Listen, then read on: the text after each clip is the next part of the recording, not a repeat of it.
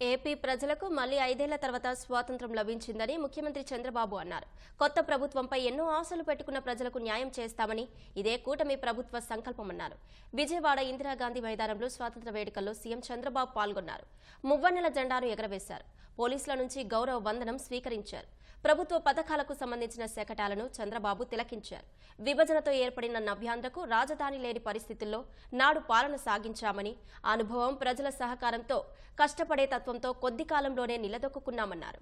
గత ప్రభుత్వం నిర్వీర్యం చేసిన శాఖలను ప్రక్షాళన చేస్తున్నామని ముఖ్యమంత్రి చంద్రబాబు తెలిపారు. 5 ఏళ్లలో దెబ్బతిన్న ఏపీ బ్రాండ్ను తిరిగి పొందేందుకు ప్రయత్నిస్తున్నామని చెప్పారు. 19లో వచ్చిన ఎన్నికల ఫలితాలు రాష్ట్రాన్ని చీకటిమయం చేశాయి. ఒక్క ఛాన్స్ పేరుతో అధికారంలోకి వచ్చిన పాలకులు కని విని ఎరుగని విధ్వంసాన్ని సృష్టించారు. 5 ఏళ్ల చీకటి పాలనతో విసిగిపోయిన ప్రజల్లో చైతన్యం వెల్లువెత్తింది. 2024 సాధారణ ఎన్నికల్లో నిశ్శబ్ద విప్లవంతో అసాధారణ విజయంతో కూటమికి పట్టం కట్టారు. కొత్త ప్రభుత్వంపై ఎన్నో ఆశలు పెట్టుకున్నారు. వాటిని నెరవేర్చేందుకు ప్రభుత్వం దృఢ సంకల్పంతో ఉందని మేము తెలియజేస్తున్నాం. గత 5 ఏళ్లు ప్రజలు ఏ స్వేచ్ఛా స్వాతంత్రాలు కోల్పోయి క్షోభను అనుభవించారో ప్రజలకు ఆ స్వేచ్ఛను తిరిగి అందించేందుకు కట్టుబడి ఉంటామని ఈ స్వాతంత్ర దినోత్సవ వేడుకల సాక్షిగా ప్రకటిస్తున్నాను. ఒక రకంగా చెప్పాలంటే ఆంధ్రప్రదేశ్ రాష్ట్ర ప్రజలకు మళ్లీ 5 ఏళ్ల తర్వాత స్వాతంత్రం లభించింది. సంక్షేమం, అభివృద్ధి రెండు కళ్లుగా పాలనకు శ్రీకారం చుట్టాం. గత ప్రభుత్వం నిర్వీర్యం చేసిన వ్యవస్థల్ని యాక్టివేట్ చేస్తున్నాం. గత 5 ఏళ్లలో దెబ్బతిన్న ఆంధ్రప్రదేశ్ బ్రాండ్ ని తిరిగి పొందేందుకు ఒక రెవల్యూషనరీ చర్యలు తీసుకుంటున్నాం. పేదల జీవితాలు మార్చాలని బాధ్యతలు చేపట్టిన తొలి రోజే 5 కీలక అంశాలపై సంతకాలు చేసి మాట నిలబెట్టుకున్నాం. మాది పేదల ప్రభుత్వం.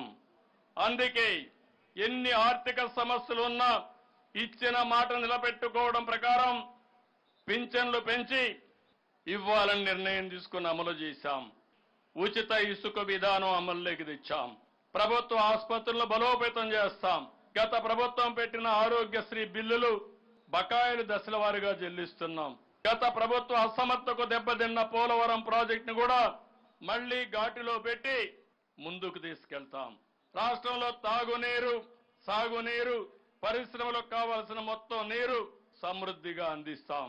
మారుతున్న ప్రజల అవసరాలు, పర్యావరణ పరిస్థితుల ఆధారంగా నూతన ఎనర్జీ పాలసీని రూపొందించుకుంటున్నాం. రాష్ట్ర సమగ్రాభివృద్ధి కోసం నిర్దిష్టమైన విధానాలతో పాలన సాగించబోతున్నాం. నూతన ఆలోచనలతో 15% వృద్ధి రేటు సాధించడమే లక్ష్యంగా దృఢ సంకల్పంతో అడుగులేస్తున్నాం. మా ప్రభుత్వం లా అండ్ ఆర్డర్కు అత్యంత ఎక్కువ ప్రాధాన్యత ఇస్తుంది. ఈ విషయంలో జీరో టాలరెన్స్ అని స్పష్టం చేస్తున్నాను. రాష్ట్రంలో పెట్టుబడులు రావాలంటే శాంతి భద్రతలు ఉండాలి. నేరస్తులు రాజకీయ ముసుగులో వచ్చి రౌడీజం చేస్తే ఉపేక్షించేది లేదు. మా ప్రభుత్వంలో ఎటువంటి రాజకీయ కక్ష సాధింపులకు తావులేదు. కానీ తప్పు చేసిన వారిని ఎట్టి పరిస్థితుల్లో ఉపేక్షించే అవకాశమే లేదని ఈ వేదిక మీద నుంచి ప్రకటిస్తున్నా.